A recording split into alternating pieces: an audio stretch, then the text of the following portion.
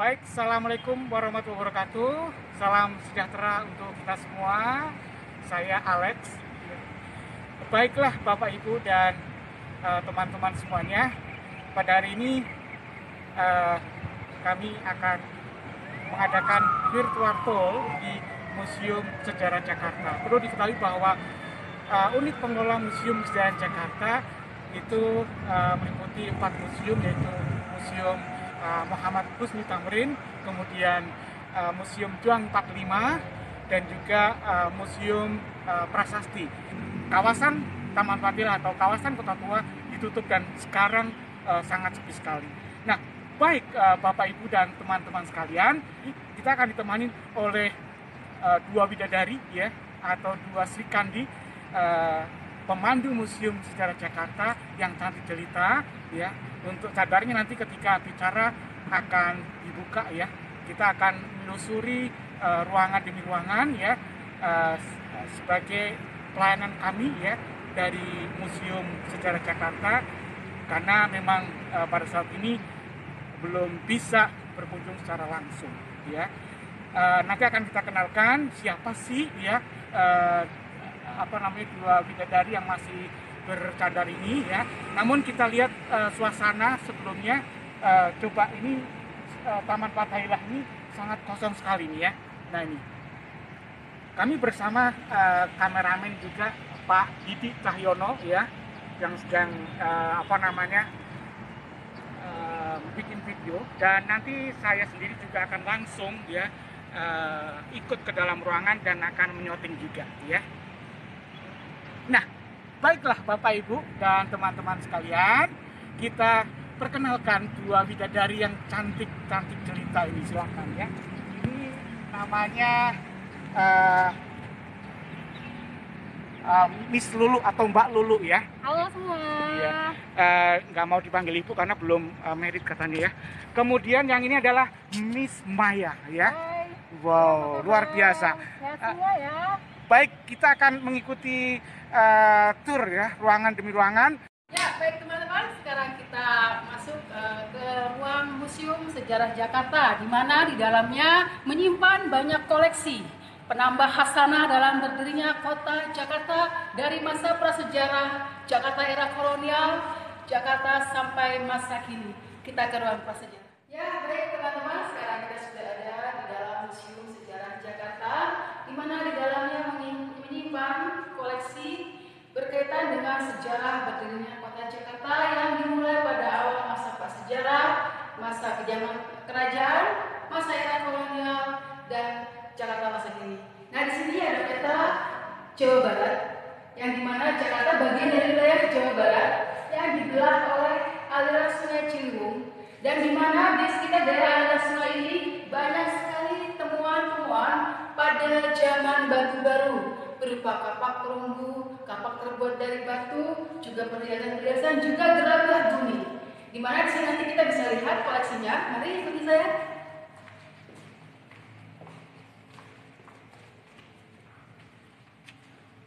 Ya, ini adalah koleksi-koleksi yang ditemukan pada zaman batu baru dan zaman logam, di mana masing-masing memiliki fungsi sebagai alat untuk bercocok tanam, alat untuk ritual keagamaan, dan alat untuk ritual pernikahan. Dan sini ada perhiasan sebagai mahar yang digunakan pada masa itu. Ya, secara naluri mereka hidup di daerah aliran sungai karena mudah mendapatkan sumber air untuk bercocok tanam. Yang pada awalnya pola hidup mengumpul makanan, berpindah-pindah mencari hewan buruan, kemudian memproduksi makanan dengan bercocok tanam. Setelah itu kita beralih ke masa klasik atau masuknya kepercayaan Hindu yang dibawa oleh orang-orang India. Ya, di sini. Nah, di sini adalah ruang Tarumanegara. Di mana di sini kita lihat ada 3 buah prasasti peninggalan kerajaan Tarumanegara dengan rajanya yang paling terkenal yaitu Raja Purnawarman. Di sini ada prasasti kebun kopi bergambar 2 telapak kaki gajah. Yang gajah ini konon adalah kendaraan Raja Purnawarman. Kemudian ini adalah prasasti Ciarutan bergambar 2 telapak kaki kaki Raja Purnawarman. Ya. Dan di sini pengaruh agama Hindu, kita bisa lihat ada tulisan berhuruf Pallawa dan berbahasa Sanskerta.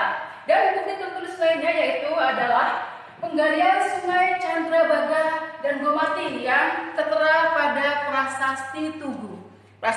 Tiga prasasti ini ada replika atau duplikat. Aslinya yang prasasti Tugu ini ada di Museum Nasional.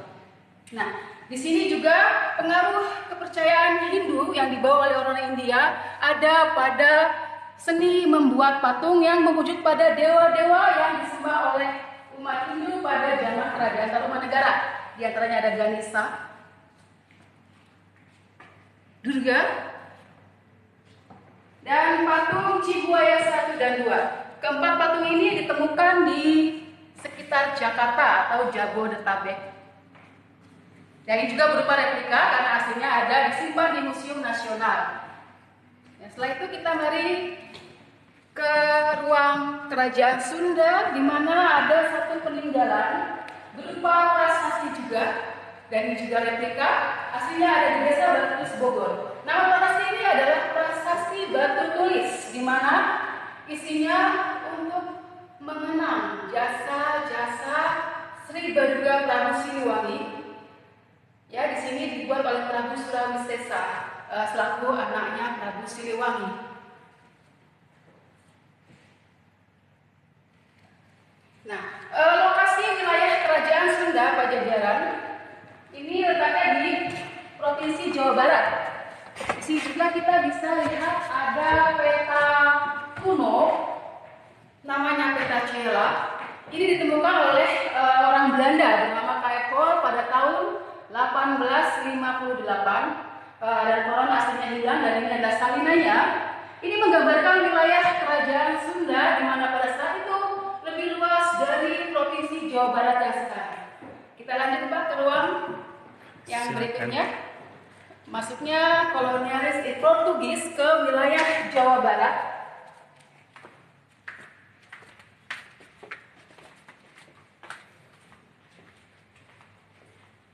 Ya, kita ketahui Jakarta berganti nama. Sebelum Jakarta, nama paling tua dari Jakarta adalah Sunda Kelapa, kemudian berganti menjadi Jayakarta, lalu menjadi Batavia, dan akhirnya menjadi Jakarta yang sampai saat ini kita gunakan Provinsi DKI Jakarta.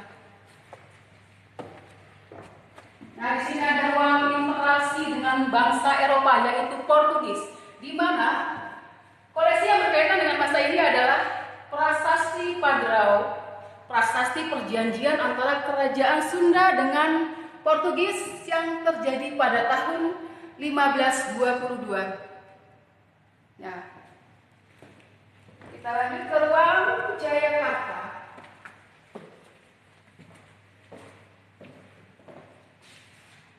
Ya, hancurnya Jayakarta dihanguskan oleh Jan Pieter Schoonkoen yang pada saat itu, jadi kita sangat sedikit sekali koleksi-koleksi yang berkaitan dengan pada kejayaan masa itu. Nah, di sini ada replika patung pemimpin Jayakarta ketiga bernama Raden Wijayakrama. Ya, ini adalah anak dari Tubagus Angke dari Kesultanan Banten yang sebelumnya adalah Pangeran Jayakarta I yaitu Fatahillah yang merubah nama dari Sunda Kelapa menjadi Jayakarta yang artinya kemenangan yang sempurna. Nah, di sini juga ada koleksi meriam Cirebon ya sebagai penghubung saja antara kerajaan Islam dan Jayakarta. Kemudian di sini ada pedang keadilan. Replika pedang ini dahulu aslinya digunakan untuk mengeksekusi hukuman mati bagi para tawanan yang dahulu ada dua hukuman mati yaitu hukum pancu dan hukum gantung. Kita lanjut.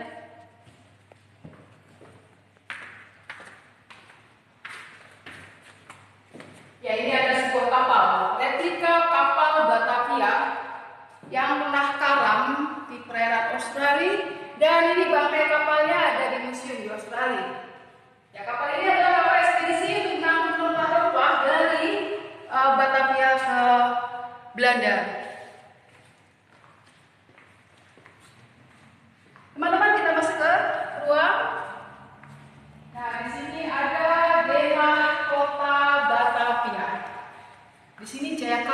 1619, di mana Jayakarta dibumi hanguskan oleh Jan Pieter Soenkoen. Jan Pieter Soenkoen ini adalah pendiri kota Batavia. Ya, di sini masih kita melihat ada rumah-rumah kadipaten. Nah, dibumi hanguskan. Kemudian di sini ada Batavia tahun 1650. 31 tahun kemudian Batavia menjadi kota yang megah, terkenal ya, karena VOC juga sudah berjaya.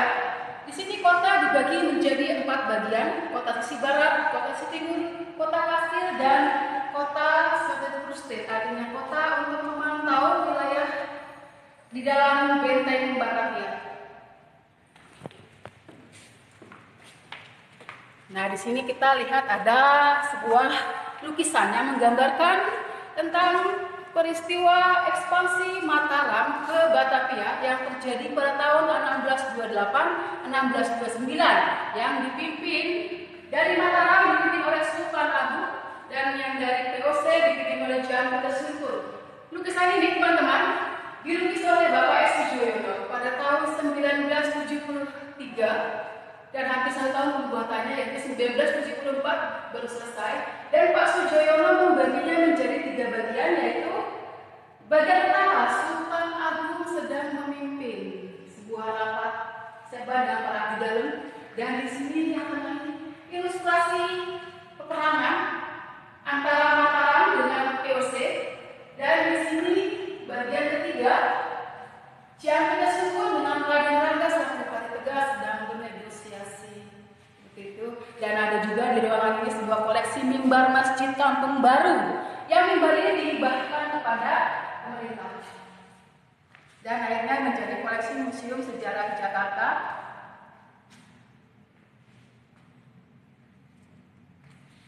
Ya. Ini juga ada senjata-senjata tradisional. Ini hanya sebagian kecil dari koleksi senjata-senjata yang dimiliki oleh Museum Sejarah Jakarta.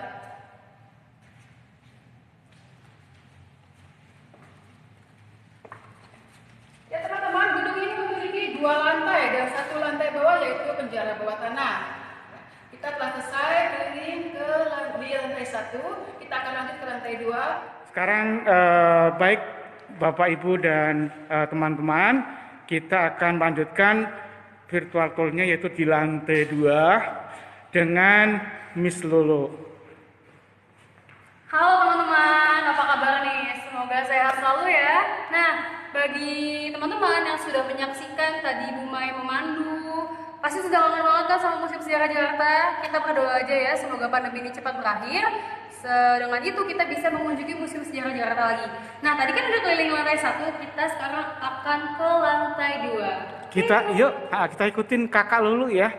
Wow, tangganya tuh. Ini biasanya untuk tempat foto-foto nih, selfie di sini nih ya. Tempat favorit bagi pengunjung kalau mau foto-foto papi.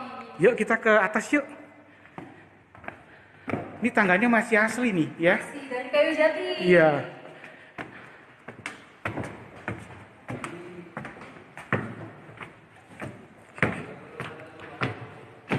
Ini menandakan gaya campuran ya, kombinasi neoklasik sama Cina ya. Kalau kita lihat sekilas memang seperti kelenteng ya bangunan ini ya. Luarnya gaya Eropa, dalamnya agak sedikit campuran dengan gaya Cina. Wow, ini ruang utama ya Kak Lulu ya. Teman-teman, ini adalah ruangan Solomon atau main hall dari lantai 2. Yuk kita. Jadi kalau naik ke lantai 2 ini, kalau yang perutnya gendut seperti saya tuh ngos-ngosan ya. Jadi teman-teman, ini adalah lantai 2. Nama lantai 2 ini adalah ruang Solomon. Nah, kenapa sih kita menyebut ruangan ini sebagai ruangan Solomon? Karena terdapat 3 lukisan yang dilukis pada tahun 1661 oleh J.J. Dennis yang memang menceritakan tentang pengadilan dari seluruh dunia. Mau tahu ceritanya kayak gimana? Mari kita telusuri yuk, Kak. Coba ceritakan secara singkat Kak Lulu. Jadi teman-teman, tadi seperti yang sudah dijelaskan, gedung ini selain berdiri sebagai balai kota juga berdiri sebagai Dewan Pengadilan. Nah, letak Dewan Pengadilannya itu ada di lantai 2 ini teman-teman. Selain itu, pada hari Minggu atau weekend, gedung ini juga berfungsi sebagai tempat ibadah. Jadi, masyarakat Batavia akan beribadah di sini. Nah, ruang pengadilannya itu ada di ruangan berikutnya. Nah, kenapa sih lukisan ini kok ada di sini? Jadi seperti yang tadi sudah dijelaskan, lukisan ini dibuat oleh yang medianya kayu dan catnya minyak. Jajan ini berupaya menceritakan kita tentang bagaimana keadaan di seluruh dunia. Yang paling terkenal adalah Solomon's Judgment atau keadilan Solomon. Solomon itu terkenal sebagai raja yang sangat bijaksana. Nah, pada suatu hari ada dua ibu yang melahirkan di saat waktu yang bersamaan. Sayangnya nih teman-teman, salah satu bayi itu meninggal. Jadi, seperti yang kita lihat di lukisan itu, dua ibu tersebut memperebutkan bayi yang masih hidup, teman-teman. Nah, karena Solomon terkenal sangat bijaksana nih, Solomon memutuskan pada Gojo untuk membelah bayi yang masih hidup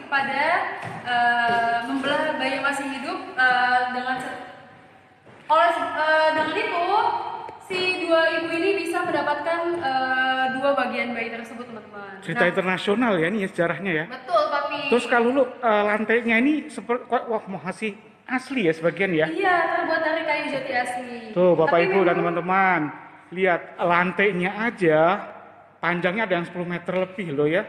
Ya kita lanjutkan ke ruang sidang aja yuk. Tapi memang sudah ada beberapa bagian yang kita ganti jadi baru. Yang pendek-pendek itu ya. Wow, sekarang kita memasuki ruang apa Kak Lulu? Ini namanya ruang sidang, teman-teman. Wow. Atau nama resmi ruangan ini adalah ruangan Stadhuis atau ruang balai kota. Nah, di tempat ini mungkin yang paling positif ada jasa atau step meja di sini. Wow. Lemarinya besar-besar ya. Iya, betul. Cara ngambil bukunya gimana ya? Sebenarnya ini bukan meja makan ya, teman-teman. Meja ini digunakan bagi para hakim, jaksa, pengacara, ataupun petinggi Batavia untuk duduk dan menghakimi para tahanan yang harus duduk di atas lantai. Jadi dulu di tahanan nggak boleh duduk di atas kursi, apalagi orang Indonesia dulu tidak boleh duduk di atas kursi, kecuali orang itu punya status sebagai bangsawan atau berdarah biru tuh boleh duduk di atas kursi. Kakak itu yang lukisan itu siapa ya? Nah, dari waktu teman-teman, jadi bapak ini yang sudah berdiri di sini adalah Petrus Albertus van der Para. Jadi Panjang banget namanya Kak. panjang, tapi untuk memastikan kita memanggil beliau sebagai Van der Para. Wow. Jadi beliau lahir di Colombo, Sri Lanka, dan beliau menjabat sebagai Gubernur Jenderal VOC pada tahun 1761 sampai 1775, teman-teman. Ada yang uniknya dari lukisan ini. Iya. Jadi kalau misalnya kita jalan ke kanan, ke kiri sambil melihat matanya, Masa sih? ikutin kita. Oh iya ya. Kalau saya ngeliriknya ke kanan tapi orang lihat ke kiri gimana Waduh. ya? Tapi jangan khawatir teman-teman, ini hanya 3D effect paintings atau efek lukisan 3 dimensi yang juga diterapkan di lukisan Mona Lisa di Louvre Museum. Oh iya, yang di luar negeri itu Iya, ya. betul, di Aku Prancis. udah pernah sana Kak, dalam mimpi. Kak kita katanya ada koleksi yang masterpiece ya. Ada juga yang masterpiece di sini. Ya ini kita ruangan apa nama Kak Lulu? Ruangan ini bernama From the North to the South. Wow. Atau dari utara ke selatan. Ini Karena para orang Batavia atau masyarakat Batavia itu bermigrasi dari utara ke selatan. Nah, tadi seperti yang Papi Alex bilang ada juga koleksi masterpiece ini.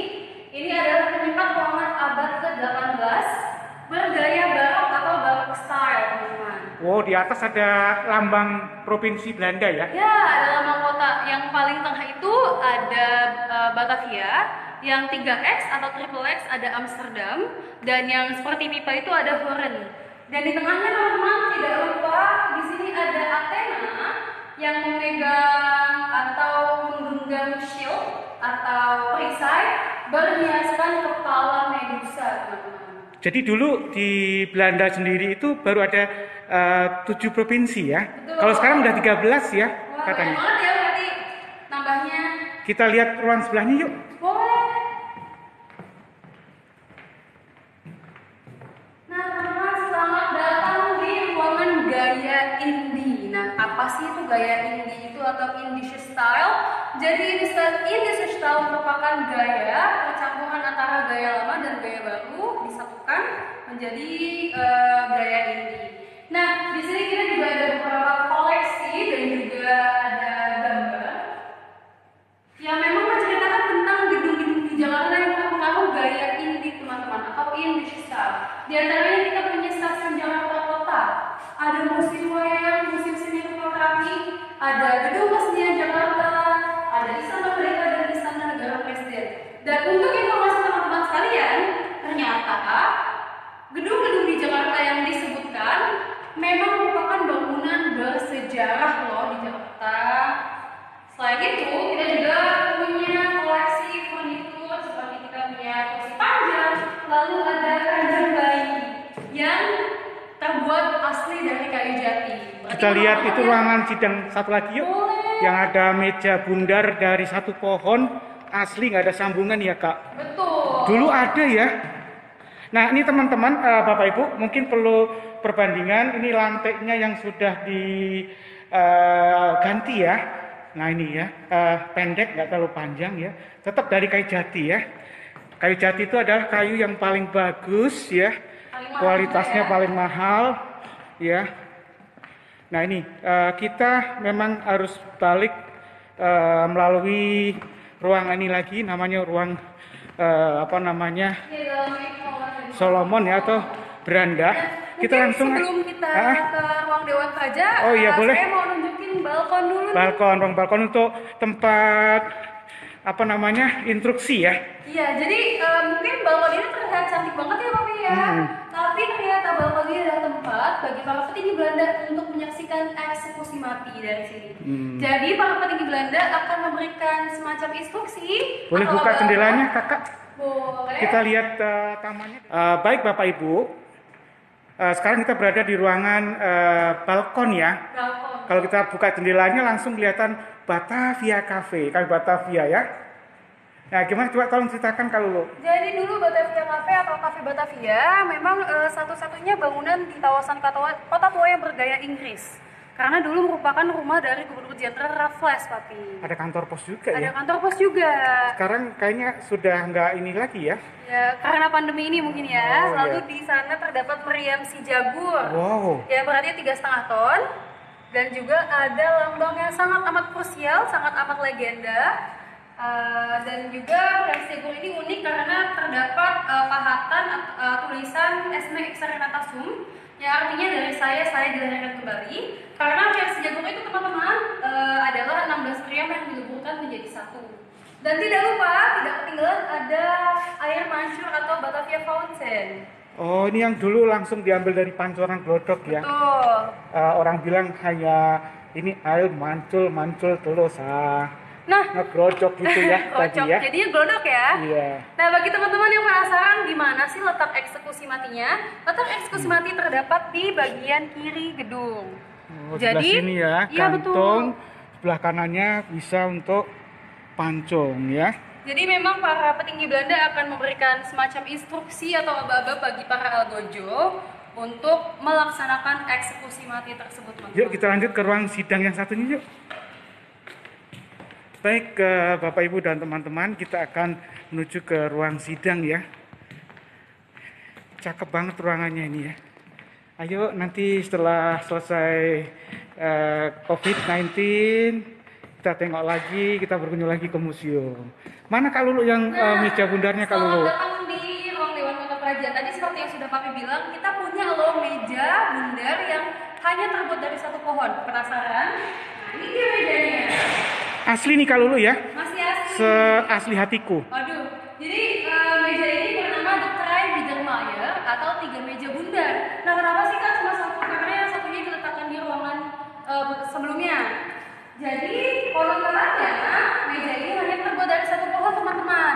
Nah, kalau bisa kita lihat, kenapa sih kok percaya terbuat dari satu pohon?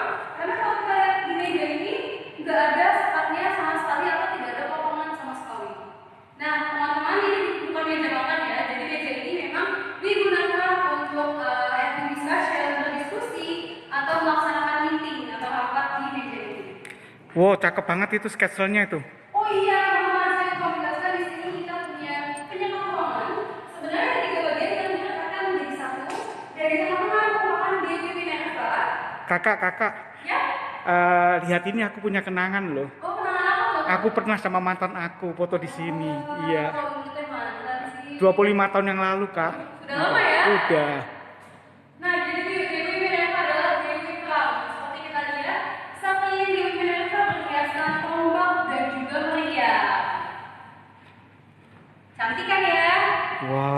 biasa. Baik Kak Lulu, kita lanjutkan ke penjara bawah tanah ya. Seperti apa sih? Kan? Yuk kita lanjut ke penjara bawah tanah teman-teman. Baik Bapak Ibu dan teman-teman, sekarang kita akan mengunjungi ruang penjara bawah tanah. Namun kita melewati ini. Ruang apa Kak Lulu? Ini namanya adalah ruang orientasi teman-teman. Jadi seperti yang kita lihat di sini ada prasasti atau monumen persenian bertuliskan bahasa Belanda. Siapa yang di sini bisa bahasa Belanda? Kamu bisa nggak? Aku dulu waktu kecil sih udah orang belajar, cuman sekarang lupa-lupa ingat, banyakan lupanya. Jadi artinya gedung ini didirikan sebagai balai kota ya tadi. Balai kota ini berdiri tanggal 25 Januari 1707 di bawah pemerintahan Gubernur Jenderal Johan van Horen. Nah, untuk informasi teman-teman sekalian, Horen adalah nama kota di Belanda di mana Jan Pieterszoon dilahirkan. Dan juga gedung ini diselesaikan di bawah pemerintahan Gubernur Jenderal Abraham van Riebeeck tanggal 10 Juli 1710. Nah, FYI lagi nih teman-teman, kakek dari Abraham van Riebeeck yaitu Jan van Riebeeck adalah salah satu penemu kota Cape Town. Wow. Ada yang tahu Cape Town di mana? Aku tahunya itu waktu itu pernah punya teman orang Cape Town. Nah, sekarang kita akan mengunjungi apa, Papi? Penjara bawah tanah. Penjara bawah tanah. Yuk. Pasti Bapak Ibu dan adik-adik teman-teman penasaran dengan penjara bawah tanah seperti apa sih? Tuh. Ini posisi teman belakang ya, teman-teman ya. Biasanya ramai banget ya. Ramai Papi, banget, ya? ada yang gelar tikar, kadang-kadang makan siang. Kalau lu ada 5 ruangan ya, kita masuk Ada semua lima atau ruangan. mana? Kita satu aja dong. Satu ya.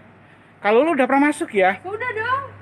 Sama siapa? Wah, sendirian. Waduh, berani ya? Kalau rame-rame kan kita harus social distancing. Oh gitu. Nah, baik. Jadi katanya museum ini serem ya? Iya, katanya sih serem nih. Tapi enggak teman-teman. sebenarnya kan ya? Tapi enggak kok. Yang serem kan guide-nya sebenarnya kan? Yang serem Papi Alexnya. Baik, assalamualaikum. Tuh teman-teman. Gelap ya? Gelap. Nah teman-teman, selamat datang di penjara laki-laki. Nah, sebenarnya kita punya 2-3 tipe penjara di sini ya, Papi. Iya. Yang pertama kita ada penjara wanita. Penjara wanita letaknya ada di sisi barat gedung, dan penjara wanita hanya mempunyai 1 ruangan dan juga sempat disebut atau sering disebut penjara lorong gelap. Kenapa sih disebut penjara lorong gelap di penjara wanita? Karena tidak ada ventilasi atau tidak ada penerangan sama sekali. Dan yang ini Tapi adalah hari ini ada penerangan ya? ada dong. Hatiku menerangi Waduh. diri hatimu ya? Nah, gara-gara hatinya Papi ini penjara wanita udah terang. Jadi Oh, teman-teman kalau berkunjung udah nggak perlu takut gelap ya. Emang saya hidup di dalam? Nah, yang ini adalah penjara laki-laki teman-teman. Tuh batunya tuh, pelurunya tuh, peluru meriamnya. Lumayan. Tingginya itu sekitar 165 cm ya Papi ya. Iya. Jadi kita masih bisa berdiri lah di sini. Kalau yang tingginya di bawah 170 ya berdiri, tapi kalau yang tingginya 180 ya nggak bisa. Ya nggak bisa. Ini ada 5 ruangan, yuk kita lihat yang lainnya yuk seperti apa. Yang paling tengah ini teman-teman bisa disebut paling gelap karena kita ketutupan ya sama tembok ini di atas. Di sebelah sana tadi ada 2 ruangan, ini 3 ruangan ya. 3. Pintunya udah diganti ya karena hujan kepanasan. Tapi kalau jendelanya masih asli dari dulu ya. Seasli hatiku. Ada 2 lapis ya. Jadi 2 lapis ini kenapa sih kok 2 lapis? Karena supaya tahanan tuh nggak kabur. Nah selain itu tahanan juga akan dirantai kakinya pakai Dulu bola besi. orang Indonesia, orang kita sakti ya. Mm-mm. Bedanya apa sih, coba kita lihat yang ruangan ini ya, dalamnya ya. Sama ya. Wah, Cuman tapi ini di sini lebih banyak. bolanya lebih banyak ya. Lebih banyak bulannya, mungkin apa yang dipindah di sini lebih banyak kali ya. Satu ruangan bisa muat 20 sampai 50 orang sekali Waduh, masuk. Jadi banyak mereka ya. mulai dari makan, minum, mereka buang air kecil, buang air besar di dalam. Wow. Oleh sebab itu teman-teman, dulu kita di Batavia juga ada wabah penyakit namanya penyakit kolera. Kalau sekarang COVID-19 ya Papi? Iya. Hampir sama ya. Nih. Kalau kolera ada obatnya ya. Nih bagi Bapak Ibu, teman-teman yang kangen dengan suasana taman belakang Museum Sejarah Jakarta nih. Wow, sepi banget ya. Nah, mungkin bagi para teman-teman yang suka melintasi Harmoni akan juga menemukan Hermes di sana. Nah, yang Hermes aslinya ada di sini teman-teman, dipindahkan ke Museum Sejarah Jakarta tahun 1999. Hermes ini merupakan anak dari dewa Zeus. dan merupakan dewa perdagangan, dewa diplomasi, dan juga penjaga pejalan kaki. Ada sayap di kakinya, menandakan kalau ia bisa berlari sangat amat cepat. Dan juga Hermes memegang tongkat berlilitkan 2 ular. Nah, kalau hanya ada 1 ular, itu adalah simbol farmasi atau medicine, atau simbol medis ya, yang kita lihat di organisasi kesehatan dunia. Nah, kalau ada 2 ular, itu adalah simbol crime and justice atau kejahatan dan juga keadilan. Nah, Papi tahu nggak sih? Konon katanya nih, Hermes kan berdiri di atas planet. Konon katanya. Aduh, nyanyi ya. Iya, tapi kita penasaran lihat penjara wanita yuk. Iya. Nah, baik Bapak Ibu, teman-teman, kita telah sampai di ruangan penjara wanita ya. Nah, di atasnya ini memang kemarin seperti tour yang kemarin bersama Pak Suparta telah mengunjungi lantai 2 yaitu untuk ruang Mangkunegoro. Kalau lu tolong jelasin dong penjara wanita. Nah, teman-teman, ini adalah seperti tadi dijelaskan, ini penjara wanita yang letaknya di sisi barat Museum Sejarah Jakarta.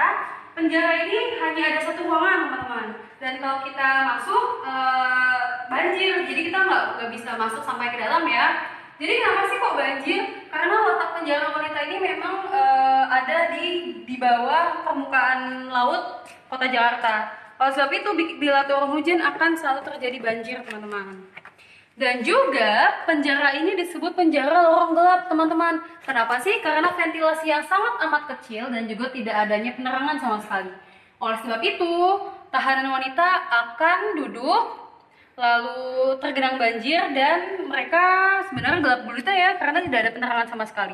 Tapi jangan khawatir teman-teman, setelah pandemi berakhir dan Museum Sejarah Jakarta bisa dikunjungi lagi, Papi Alex siap menerangi penjara wanita untuk teman-teman kok. Siap, nanti diterangkan. Ini tangga menuju ke ruang Mangkunegoro di atas ya. Kemarin sudah ya. Kemarin sudah dijelaskan Pak Suparta ya. Iya. Jadi di atas kita ada kamar di Ponegoro. Guide yang rempong itu kan. Iya. Kami tim guide Museum Sejarah Jakarta semua rempong-rempong semua ya. Jadi seperti itu cara kami untuk menyenangkan hati pengunjung. iya, menghidupkan suasana juga. Gitu mencairkan ya. Suasana ya. Iya, emang baku ya hatinya ya. Yang beku dicairkan. Iya. Dan teman-teman semuanya, virtual tour kali ini telah selesai. Kita sudah muter-muter ruangan, capek deh. Tapi yang penting Bapak Ibu dan teman-teman sudah puas kan? Jadi untuk menghilangkan rasa penasaran dan juga rasa kangennya terhadap Museum Sejarah Jakarta atau Museum Fathaillah yang sangat populer ini.